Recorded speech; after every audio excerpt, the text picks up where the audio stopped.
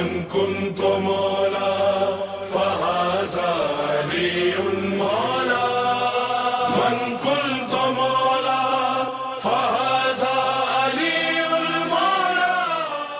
اعوذ باللہ من الشیطان اللعین الرجیم. بسم اللہ الرحمن الرحیم. الحمد للہ الذی جعلنا من المتمسکین بولایت علی ابن ابی طالب. عزیز ناظرین و سامعین، السلام علیکم ورحمۃ اللہ وبرکاتہ. استقبال اور خیر مقدم کرتی ہوں آپ تمام کا میں سید نظر فاطمہ، پروگرام منکران غدیر میں، جہاں ہم گفتگو کر رہے ہیں ان لوگوں کے اعتبار سے جنہوں نے غدیر کا انکار کیا، وجوہات کیا رہیں، نتائج کیا رہے، ان کا حشر کیا ہوا، اور تفصیلی گفتگو انہی کے اعتبار سے. یہ ہمارا دوسرا ایپیسوڈ ہے.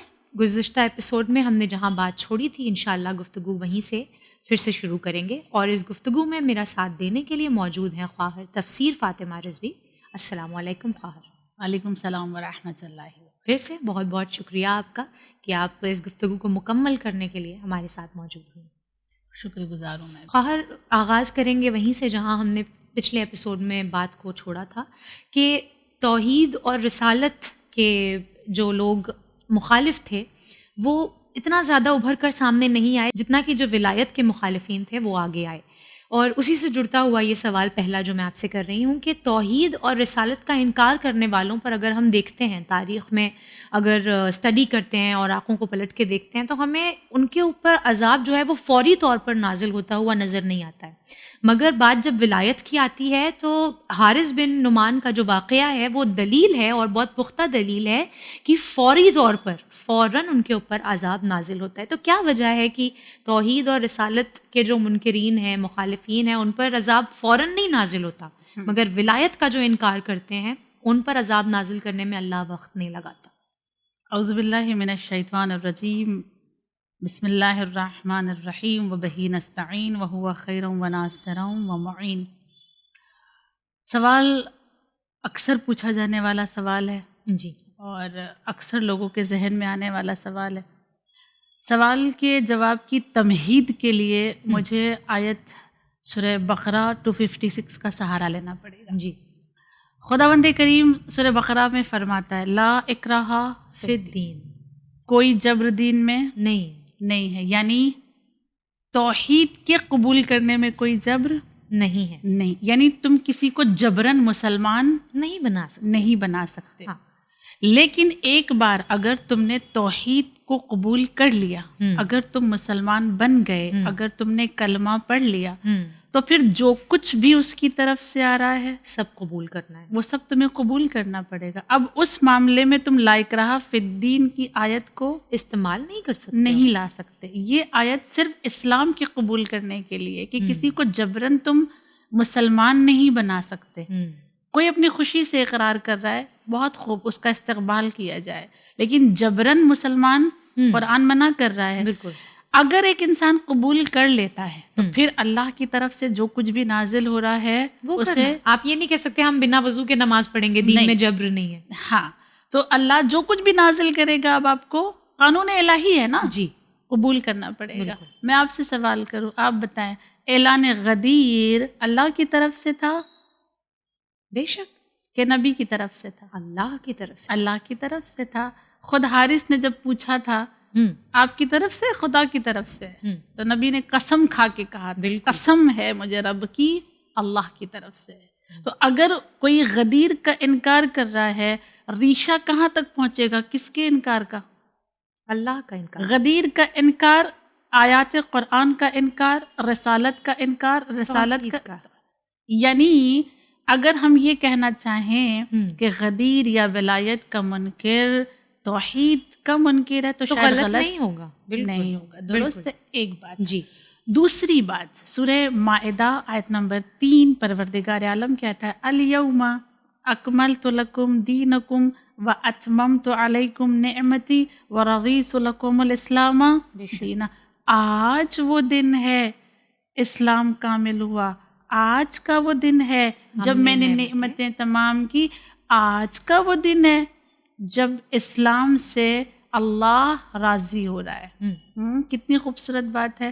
آج دین سے اور اسلام سے اللہ راضی ہے. جس کام سے اللہ راضی ہے، اگر اس کام سے بندہ ناراض ہو جائے تو عذاب نہیں آنا چاہیے. کیا بات ہے. جس دن سے اللہ راضی ہے اس دن کا کوئی انکار کر دے اس دن عذاب نہیں آنا چاہیے. دوسری بات ہے. ٹھیک ہے. تیسری بات، ولایت کا انکار یا غدیر کا انکار صرف غدیر کا انکار نہیں ہے، نبی کے 12 جانشین کا انکار. اللہ اکبر، کیا بات ہے. اور نبی اپنے ان 12 جانشین کی پہچان روزہ دعوت ذوالعشیرہ سے کروا رہے ہیں. بالکل، اور ہر مقام پہ کرواتے ہر مقام پہ کروایا ہے. نبی نے ہر جگہ پہ معرفت ان کی دی ہے. اور کون سا نبی ہے جس کے لیے سورہ نجم نے بڑھ کر کہا، سورہ نجم آیت نمبر 3 اور 4، وَمَا يَنْطِقُ عَنِ الْهَوَىٰ إِنْ هُوَ إِلَّا وَحْيٌ يُوحَىٰ. یہ وہ ہے کہ جو اپنی مرضی سے کچھ کلام ہی نہیں نہیں کرتے جب تک وحی نہیں آ جاتی. بے شک. وحی الہی سے بتا رہے ہیں نا کہ 12 جانشین ہیں، اور 12 جانشین میں سے آخری والے کی جب پہچان کروائی تو کیا کہا، یہ جو آخری آئے گا زمین کو عدالت سے بھر دے گا. یہ جو آخری میں مہدی آنے والے ہیں یہ جب آئیں گے تو زمین عدل و انصاف سے بھر دی جائے گی. یعنی ولایت کا انکار، غدیر کا انکار، نبی کے 12 جانشین کا انکار ہے، زمین کے عدل و انصاف سے بھر جانے کا انکار ہے، یا نظام الہی زمین پر قائم ہونے کا انکار ہے. بہت عمدہ. اگر اتنی محکم اور عظیم باتوں کا کوئی انکار کرے، کیا فوری عذاب اس پر نہیں آئے گا؟ بے شک اس پر عذاب آئے گا. یہ بہت ساری اس طرح کی طویل گفتگو کی جا سکتی ہے فلسفے کے ذریعے سے اگر ہم جائیں تو بہت سارے، مگر میرے خیال سے اتنا جواب کافی ہوگا سمجھنے کے لیے کہ آخر کیوں ولایت کے منکروں پہ فوری عذاب آیا. تو اب اگر ہم جیسا آپ نے بھی کہا کہ پہلے جانشین کا انکار جو ہے وہ تمام 12 کے 12 کا انکار ہو جاتا ہے، اور جو 12واں ہے کہ جو زمین کو عدل و انصاف سے بھر دے گا، تو اس سے سمجھ میں یہ آتا ہے کہ دراصل غدیر جو ہے وہ اسلام کی خوبصورت تصویر پیش کرنے کا ایک ذریعہ تھا. بے شک بے شک. تو اگر عالم اسلام پیغام غدیر پر متفق ہو گیا ہوتا، اگر ولایت امیر المومنین پر لوگ متفق ہو گئے ہوتے، تو آج اسلام کی تصویر جو ہے کیا اس سے جدا ہوتی؟ اسلام کی تصویر اتنی خوبصورت ہوتی کہ اسلام کے نام پر کسی کو تلوار نہیں اٹھانی پڑتی. کیا اسلام جب اسلام میں درمیان میں آپس میں تفرقے ہونے کے باوجود لوگ اسلام کو خوبصورت کہتے ہیں، اسلام کی طرف مائل ہے، لوگوں کے دل جھکتے ہیں، لوگ اسلام کو جاننا چاہتے ہیں. بہت اچھا نقطہ ہے کہ آج اتنی زیادہ تہمتیں اور اتنی ہر طرف سے ایک پروپیگنڈا جو اسلاموفوبیا کا کریٹ کیا جا رہا ہے، اس کے باوجود ہم دیکھتے ہیں کہ سب سے زیادہ جو لوگ مائل ہوتے ہیں وہ اسلام کے حسن سے، اسلام کی خوبصورتی سے. اس کی ایک بنیادی وجہ یہ ہے کہ اسلام انسانیت کا نام ہے. بالکل. اللہ نے جو اسلام اتارا وہ انسانیت سکھاتا ہے. وہ نہیں کہتا کہ آپ ان سے پیار کرو، ان سے پیار کرو، ان سے پیار کرو، ان کو اپنا کہو، ان کی مدد کرو. پرٹیکولر کوئی نام نہیں لیا. جی. انسان سے پیار کرو، مخلوق کے خدا سے پیار کرو. مخلوق انسان بھی ہے، جانور بھی ہے، کیڑے مکوڑے بھی ہیں، درخت بھی ہیں. آپ اس کو کتنا واسٹ کریں گے، یہ بہت بحث طویل ہوتی جائے گی. بات یہاں پہ ہم روکتے ہوئے دیکھیں، اسلام کی تصویر اتنی خوبصورت ہوتی کہ آج اسلام کا صرف ایک ہی فرقہ ہوتا. کیا بات ہے. اس سے خوبصورت کوئی بات ہو سکتی تھی؟ آج جو مسلمانوں کے درمیان ہر ایک کا نام رکھا گیا یہ ٹھیک. اگر ولایت پر لوگ ایک ہی جگہ پر آ جاتے، ایک ہی جگہ پر، علی کو صرف ایک ہی جگہ پہ مان لیا ہوتا، سب نے ویسا ہی مان لیا ہوتا جیسے نبی نے پہچنوایا، تو آج اسلام کا صرف ایک فرقہ ہوتا. مسلمانوں کے صرف ایک فرقہ مسلمانوں کا ہوتا، وہی کافی ہوتا. متفق ہو جاتے مسلمان ایک جگہ پر. بہرحال اس کے علاوہ اسلام کیسا ہوتا، کتنا خوبصورت ہوتا، اس بات کی اگر ہم اور آپ اور جستجو میں جاتے ہیں تو شہزادی کونین نے دربار میں کھڑے ہو کر کہا.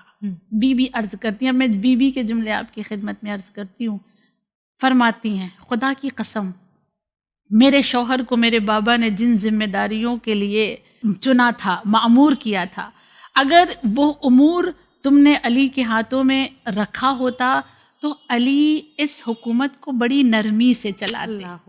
بڑی نرمی سے چلاتے. یہ جو بی بی کہہ رہی ہے نا بڑی نرمی سے چلاتے، اس کا معنی کیا ہے کہ مولا کو ہٹانے کے بعد جو اب چل رہا ہے وہ سختی سے چل رہا ہے. کیا بات ہے. اور اس سختی کے اگر ہم اور آپ دلائل چاہیں تو ہم دیکھیں مالک ابن نویرہ کو کیسے مارا گیا، ہم دیکھیں جناب ابو ذر کو کس طرح سے شہر بدر کر دیا گیا، کس مصیبت میں مبتلا کیا گیا. بہرحال اس پر بحث نہیں کرتی. شہزادی آگے عرض کرتی ہے جو اس حکومت کا سوار ہوتا نا، اس شتر کا، یعنی حکومت ایک شتر ہے، اس پر ایک سوار ہے، جو سوار ہے اس کو کبھی زخمی نہیں ہونے دیتے علی، اور حکومت کی تصویر کو بگڑنے نہیں دیتے علی. پھر اس کے بعد فرماتی ہیں شہزادی کونین کہ علی تمہیں ایک ایسے بہتے ہوئے صاف ستھرے دریا کے کنارے لے جاتے کہ جن کے دونوں طرف سے خوبصورت سا ٹھنڈا سا میٹھا سا پانی بہہ رہا ہوتا، اور علی تمہیں اس پانی کو پینے کی مہلت دیتے، علی تمہیں وہ پانی پلاتے، خوبصورت ٹھنڈا میٹھا صاف ستھرا.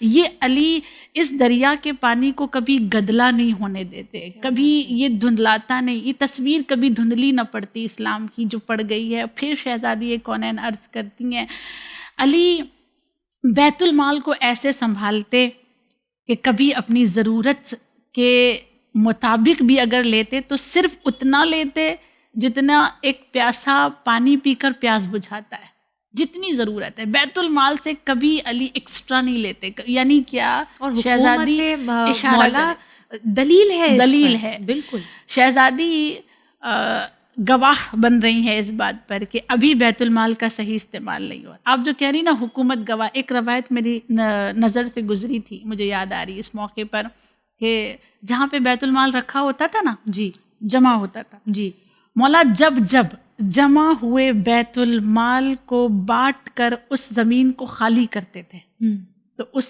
زمین پر کھڑے ہو کر 2 رکعت نماز، اللہ اکبر، اور 2 رکعت نماز پڑھنے کے بعد امیر المؤمنین اس زمین سے کہتے تھے اے زمین تو گواہ رہنا کہ میں نے تجھے عدالت سے بھرا تھا اور عدالت سے خالی کیا. کیا کہنے، کیا کہنے. یہ کردار علی تھا. کیسی تصویر ہوتی ہے ہم تصور بھی نہیں کر سکتے. پھر شہزادی کونین کہتی ہیں کہ پھر دنیا جان لیتی کہ زاہدوں میں زاہد کون ہے اور صادقوں میں صادق کون ہے، سب سے بڑا مجتہد کون ہے، سب سے بڑا اللہ کے کلام کو دنیا تک پہنچانے والا کون ہے. پھر دنیا دیکھ لیتی کہ علی علی ہیں. آپ نے ابھی چند سوالات پہلے جب میں نے آپ سے سوال پوچھا تھا تو آپ نے ذکر کیا تھا امام زمانہ علیہ السلام کا، جی، کہ کس طرح سے وہ زمین کو عدل و انصاف سے بھر دیں گے. تو ایک سوال اس کی مناسبت سے میرے ذہن میں یہ اٹھتا ہے کہ جب امام علیہ السلام ظہور فرمائیں گے انشاءاللہ اللہ وہ دن جلدی لائے، تو وہ لوگ جنہوں نے اپنے عقیدے کو غدیر کے عقیدے سے نہیں ملایا اور اس عقیدے سے جدا رہے، اپنے آپ کو علیحدہ رکھا، وہ جب تمام یہ فوائد دیکھیں گے کہ یوسف زہرا کے ساتھ ہو جانے میں کتنا فائدہ ہے، اور وہ چاہیں گے کہ آج ہم غدیر کو مان لیں، تو کیا انہیں موقع دیا جائے گا؟ پیچیدہ سوال ہے جی، مگر بہرحال سوال ہے اور پوچھا جانے والا سوال ہے. یہ سوال ہونا چاہیے آج. اس سے پہلے کہ اس سوال کا میں آپ کو ڈائریکٹ جواب دوں، جی، میں یہ بتانا ضروری سمجھوں گی کہ خود امام زمان کو غدیر میں یاد کیا گیا. خطبہ غدیر جو ایک طویل خطبہ ہے، اس خطبے میں نبی ذکر کر رہے ہیں، اور ذکر اس طرح سے کر رہے ہیں خطبے کو. اگر میں جملہ خطبے کا پڑھوں تو نبی فرماتے ہیں معاشر الناس النور من اللہ عز وجل مسلوق فیہ ثم علی ابن ابی طالب ثم فی النسل منہ الی القائم المہدی. اے انسانوں، اللہ کا نور ابھی میرے ساتھ ہے، میرے بعد علی کے ساتھ ہوگا، علی کے بعد ان کے نسل کے پاس ہوگا، ان کی نسل سے مہدی تک پہنچے گا. یہ ایک مقام جہاں پہ خطبہ غدیر میں ان کو یاد کیا گیا. اور پھر نبی نے ان کی پہچان اس طرح سے کروائی، کہا الا ان خاتم الائمہ من القائم المہدی الا انہ الظاہر علی الدین الا انہ المنتقم من الظالمین. آگاہ رہو کہ یہ خاتم الائمہ ہوں گے، جس پر امامت کا خاتمہ ہوگا. آگاہ رہو کہ یہ دین کو ظاہر کر دینے والے ہوں گے. یعنی ابھی پورا دین ہم پر ظاہر کیا بات ہے، نہیں ہوا ہے. آگاہ رہو کہ یہ ظالمین سے انتقام لینے والے ہوں گے. یہ جب آئیں گے تو اس لیے ان کا ایک لقب منتقم ہے. اور ناز کیا ہے امام زمان پہ، فخر محسوس کیا ہے. امام صادق کی ایک روایت نظر سے گزری، مولا فرماتے ہیں ایک روز ایسا تھا کہ نبی اپنے گھر سے نکلے بڑے خوش نظر آ رہے تھے. چہرہ بتاتا ہے نا، خوشی کا اظہار کرتا ہے چہرہ، خوش نظر آ رہے تھے. لوگوں نے پوچھا یا نبی اللہ جتنے آج خوش ہیں اس سے پہلے کبھی خوش نہیں دیکھا. نبی فرماتے ہیں اللہ مجھے شب و روز ہدیہ دیتا ہے، آج بھی دیا ہے، اور آج ایسا ہے ہدیہ دیا ہے کہ اس سے پہلے مجھے ایسا ہدیہ نہیں ملا. جبرائیل میرے پاس آئے تھے اور آنے کے بعد کہا اے پر اللہ کے نبی آپ پر اللہ کا درود و سلام ہو. اللہ نے بنی ہاشم سے 7 افراد چنے ہیں، اچھا، جو بڑے معتبر ہیں، جن میں سب سے پہلے آپ ہیں. اللہ اکبر. جن میں سب سے پہلے آپ ہیں کہ آپ جیسا کوئی نہیں، آپ بے نظیر ہیں، بے مثال ہے. اور دوسرا آپ کے بھائی علی ہیں جو سید الاوصیاء ہیں. اور تیسرا آپ کے نواسے حسنین ہیں، حسن و حسین ہیں جو سبت ہیں آپ کے. اور یہ تمام سبتین جتنے بھی سبت ہیں ان کے سردار ہیں. پھر اس کے بعد چوتھا کہا کہ آپ کے چچا حمزہ جو سید الشہداء ہے. پھر اس کے بعد پانچواں کہا، اس میں جو ہے جناب حسنین میں آپ اس کو کاؤنٹنگ کر لیجیے گا، دونوں آ جائیں گے. تو جناب حمزہ جو ہے وہ 5ویں ہوئے. جناب حمزہ 5ویں جو سید الشہداء ہے. پھر کہا چھٹا آپ کے ہی چچا زاد جعفر طیار جو فرشتوں کے ساتھ جہاں چاہے پرواز کرتے ہیں، اڑتے ہیں. 7واں آپ ہی کی نسل سے، آپ کی بیٹی کی نسل سے، علی و فاطمہ کی نسل سے، قائم آل محمد جسے محمد، وہ جو ان کی مجھے آج خبر دی گئی ہے، ان کی خبر سے آج میرے چہرے پہ اتنی خوشی ہے، اتنی زیادہ مسرت کا اظہار.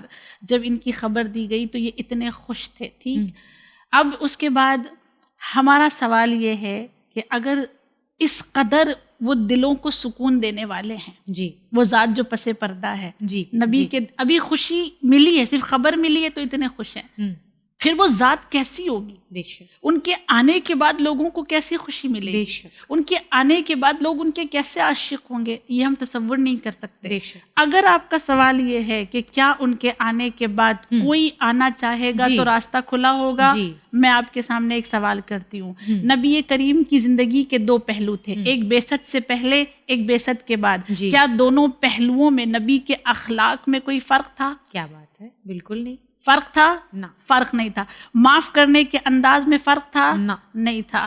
کیا اسلام نے کبھی کسی کے لیے دروازہ بند کیا؟ نہیں. کیا نبی نے بعثت کے بعد اسلام قبول کرنے سے کسی کو منع کیا؟ نہیں کیا. جواب آپ سمجھ گئی ہوں. بالکل. آپ کی مسکراہٹ بتاتی ہے کہ آپ جواب سمجھ گئی. اسلام کا دائرہ اتنا وسیع ہے، اتنا وسیع ہے، وہ ہر کسی کو قبول کرنے کے لیے آمادہ ہے. یعنی لوگوں کے پاس موقع ہے ابھی بھی، یعنی اگر لوگوں کے اللہ حیات دے، توفیق دے، اگر اللہ کی ہدایت کو لوگ قبول کرے اور توفیق الہی ان کے شامل حال ہو تو ان کے آنے کے بعد اگر کوئی معذرت کرے گا، اگر کوئی معافی مانگے گا اور اگر کوئی واپس آنا چاہے گا، موقع دیا جائے گا. کیا بات. خوب ان کی حکومت کی یہی تو خوبصورتی ہے، جی یہی تو حسن ہے ان کی خوبصورت حکومت کا، کیونکہ وہ بھی محمد ہیں، اول بھی محمد، جو پہلو زندگی کا پہلے محمد کا وہی دوسرے آخری محمد کا انشاءاللہ. اور ہم نے جیسا کہ پروگرام کے آغاز میں بھی ذکر کیا تھا کہ غدیر کے دلائل جو ہیں وہ قرآن مجید سے لے کر احادیث رسول سے لے کر اقوال معصومین سے لے کر اسلام کے دیگر فرقوں کی کتابوں کی روایتوں تک، یعنی ہر جگہ اس کے جو نشان ہیں وہ موجود ہیں. اس سے انکار کرنا بے شک ممکن نہیں ہے. مگر ان میں سے جو یوں کہا جائے کہ ایک اسٹیمپ آف اوتھینٹسٹی ہے وہ قرآن مجید ہے، کہ جس کی ہر آیت صادق ہے اور جس کے اوپر کوئی ifs and buts چوں چرا کا کوئی موقع نہیں رہ جاتا. تو قرآن کا انکار کرنا کیسا ہے؟ کیونکہ غدیر کا انکار دراصل قرآن کا انکار ہے. دیکھیں 2 چیزیں ہیں، جی ایک اسلام اور ایک ایمان. اسلام کیا ہے؟ اسلام ہے لا الہ الا اللہ محمد الرسول اللہ. جی. یہ جو 2 کلمے ہیں اس کا تعلق اسلام سے ہے. جی.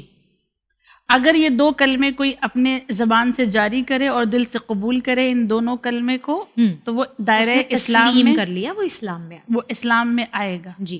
لیکن ولایت کا مسئلہ ایمان سے ہے. ولایت ایمان کا ایک بڑا خوبصورت سا درجہ، اس میں درجات ہیں. اگر آپ اسے سمجھنا چاہیں کہ کیا ولایت میں بھی درجات ہیں، بالکل، تو اس کو آپ ایسے سمجھ سکتی ہیں کہ اگر درجات نہ ہوتے تو تاریخ میں یہ کیوں کہا جاتا کہ ایک 10ویں پر ایک 9ویں پر. بالکل. اور بارہا یہ بیان کیا جاتا ہے. بارہا درجات ہیں. ٹھیک ہے. اگر دلیل آپ کو چاہیے کہ اسلام اور ایمان کیسے کوئی ایمان اسلام قبول کر لے اور دل میں اس کے ایمان نہ ہو، تو میں آپ کے سامنے ایک آیت پڑھتی ہوں. جی، یہ بہت ضروری تھا. سورہ حجرات آیت نمبر 14. پروردگار عالم کہتا ہے قالت الاعراب آمنا. یہ عرب آ کے تم سے کہیں گے کہ اے رسول ہم ایمان لے کر آئے. قل لم تؤمنوا ولکن قولوا اسلمنا. ان سے کہہ دو ایمان نہیں لائے ہو. کیا بات ہے. بلکہ اسلام لائے ہو. واہ. یعنی اسلام اور ایمان جدا ہیں. جدا ہے. ہاں. اے میرے حبیب ان سے کہہ دو کہ تم ابھی ایمان نہیں لائے ہو، اسلام لائے ہو. وَلَمَّ يَدْخُلِ الْإِيمَانُ فِي قُلُوبِكُمْ. اور ایمان ابھی تمہارے دلوں میں سمایا نہیں گیا ہے. نہیں. کیا بات ہے. یعنی یہ 2 چیزیں. تو ہم نے ابھی تک ساری گفتگو کر لی کہ دنیاوی اعتبار سے منکران غدیر کے اوپر کیا عذاب نازل ہوئے، اور وہ چھپے ہوئے عذاب جو ان کے اوپر نازل ہوئے یا وہ جو عیاں طور پر ان پر نازل ہوئے. اب آخری سوال جس پر میں چاہوں گی کہ یہ گفتگو ہم انشاءاللہ اختتام کریں کہ آخرت میں منکران غدیر کے لیے کیا کچھ رکھا گیا ہے. اس کے جواب کے لیے پھر خطبہ غدیر پر آنا پڑے گا. جی بالکل. بہت طویل خطبہ ہے. خطبہ غدیر میں ہم کو صرف یہ ایک ہی جملہ یاد ہے، من کنت مولا. خطبہ غدیر بہت طویل ہے. ابھی امام زمان کا تذکرہ بھی جو ہم نے کیا وہ خطبہ غدیر میں موجود ہے. وہ خطبے کا ایک جملہ تھا. خطبہ غدیر میں نبی کریم صلی اللہ علیہ وآلہ وسلم نے تقریباً 25 آیتوں کا ذکر کیا ہے. قرآن کی 25 آیتیں پڑھی ہیں، اور وہ ساری کی ساری آیتیں عذاب سے ریلیٹڈ ہیں. اچھا. عذاب سے وابستہ ہیں. اب ان 25 آیتوں کو پڑھنے کا محل تو نہیں ہے. جی. میں 2 سے 3 آیتوں کا اشارہ آپ کی خدمت میں کروں. سب سے پہلا نبی کریم نے امیر المؤمنین کو پہچنواتے ہوئے جملہ کہا خطبے کا، انہو امام من اللہ. یہ اللہ کی طرف سے امام ہے. بے شک یہ اللہ کی طرف. وَلَن يَتُوبَ اللَّهِ عَلَىٰ أَحَدٍ أَنْكَرَ وِلَایَتَهُ وَلَن يَغْفِرَ لَهُ.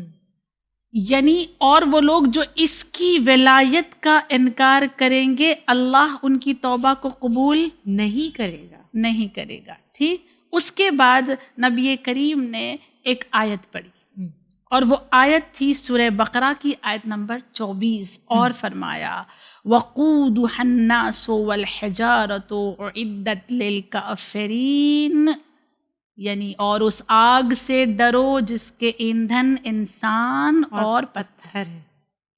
یعنی پھر عذاب کا تذکرہ کیا. دوسرے مقام پر پھر اس کے بعد کا یا معشر الناس، اے انسانوں جو اس کا انکار کرے گا، اور پھر ایک آیت پڑھی، اور آیت ہے سورہ قصص کی آیت نمبر 41. کہا یدعون الی النار ویوم القیامت لا ینصرون. انہیں قیامت کے دن بلایا جائے گا اور پھر ان کا کوئی ناصر اور مددگار نہیں ہوگا. اس سے بڑا عذاب کیا ہو سکتا ہے کہ روز محشر کوئی ناصر اور مددگار نہ ہو. پھر ایک مقام پر خطبہ غدیر میں نبی نے غاصبین کا تذکرہ کیا، اور غاصبین کا تذکرہ کرتے ہوئے سورہ رحمان کی آیت نمبر 35 پڑھی. فرمایا یرسل علیکما شواظ من نار ونحاس فلا تنتصران.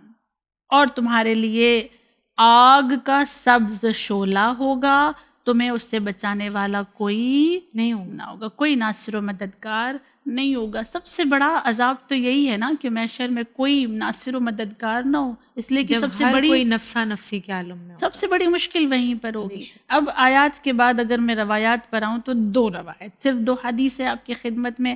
پہلی حدیث امالی مفید کی ہے, پیج نمبر 115. امام سجاد علیہ الصلوۃ والسلام فرماتے ہیں, مولا نے فرمایا اگر کسی بندے کے پاس اتنے اعمال ہوں کہ جتنے 70 انبیاء نے کیے ہوں, کیا بات, 70 نبیوں کے اعمال کے برابر اگر اس کے پاس اعمال موجود ہے, تب بھی اگر اس کے پاس اللہ ہماری اور ہمارے اہل بیت کی ولایت کو نہیں دیکھے گا تب تک معاف نہیں کرے گا. بے شک. یہ ایک حدیث. دوسری حدیث امام صادق علیہ الصلوۃ والسلام نے عرض کی, یہ حدیث بہار سے لی گئی ہے, بہار جلد نمبر 27 پیج نمبر 167. مولا عرض کرتے ہیں کہ جس مسئلے پر تمہیں روز محشر سوال کیا جائے گا, اور جو سوال سب سے پہلے کیا جائے گا وہ 5 ہے. 5 چیزوں کا سوال سب سے پہلے کیا جائے گا. واجب نماز, جی. واجب روزہ, جی. واجب حج, واجب زکوٰۃ اور ہماری ولایت. بالکل. یہ 5 چیزیں محشر میں سب سے پہلے ان 5 کا سوال کیا جائے گا. پھر مولا آگے عرض کرتے ہیں کہ اگر ان 4 جو پہلے 4 چیزیں بیان کی گئی, ان 4 کے ساتھ ہماری ولایت ہوگی تو سب تو پھر وہ 4 تو قبول کر لیا جائے گا. بالکل.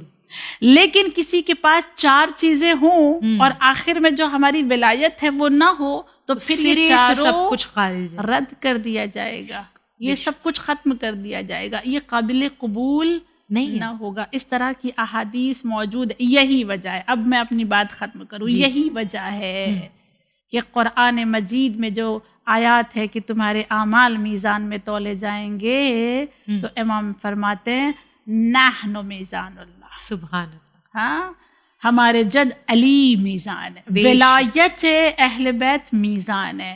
یعنی اعمال روز محشر جس میزان میں رکھ کر تولے جائیں گے وہ ولایت اہل بیت ہے. خدا بندے کریم کی بارگاہ میں دعا کرتی ہوں, معبود ہمیں ولایت اہل بیت پہ باقی رکھے, ثابت قدم رکھے. زندگی ایمان پر دی ہے, خاتمہ الہی ایمان پر کرے. دنیا میں اس نے ہمیں ولایت سے نوازا ہے, آخرت میں ان کی شفاعت ہمیں نصیب کرے. وآخر الدعوانا ان الحمد للہ رب العالمین. جزاک اللہ خیر. پروردگار عالم آپ کو جزائے خیر سے نوازے, آمین. آپ کی زبان سے نکلی ہوئی ان دعاؤں کو آپ کے اور ہمارے حق میں قبول فرمائے, اور ہمیں توفیق دیتا رہے کہ اسی طرح سے ہم جو چھوٹی سی بھی کوشش ولایت کی راہ میں کر رہے ہیں وہ ہمیشہ کرتے رہیں. بہت بہت شکریہ خواہر. عزیزان محترم, یہ تھا ہمارا پروگرام منکران غدیر, جہاں ہم نے گفتگو کی ان لوگوں کے اعتبار سے جنہوں نے غدیر کا انکار عمل سے, زبان سے, اپنے قول و فعل سے یا کسی بھی انداز سے کیا. دنیا میں ان کا کیا انجام رہا, آخرت میں ان کے ساتھ کیا ہوگا, اور اللہ کا لاکھ لاکھ شکر ہے کہ اس نے ہمیں اس فہرست میں نہیں رکھا.